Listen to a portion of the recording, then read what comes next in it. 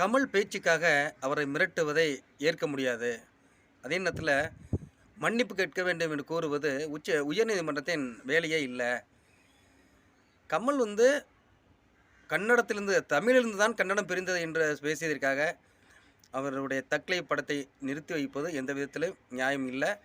அது உயர்நீதிமன்ற வேலையும் இல்ல அப்படின்ட்டு காட்டமா ஒரு கேள்விய உச்சநீதிமன்றம் கேட்டிருக்கு. தக்லை படத்தில நம்ம கமல்ஹாசன் பேசியது பெரும் சர்ச்சையை ஏற்படுத்தி, இப்போ தான் ஒரு முடிவுக்கு வந்திருக்கு.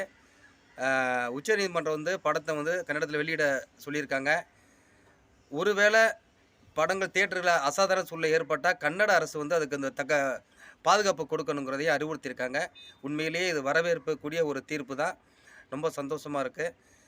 இது போன்ற நெருக்கடியான சூழல்கள உச்சநீதிமன்றம் கொடுக்கிற தீர்ப்பு பல வகையில மிகவும் சிறப்பா அமைஞ்சிருக்கு. அதேபோல இதுவும் மிகச்சிறப்பா அமைஞ்சிருக்கு. நன்றி.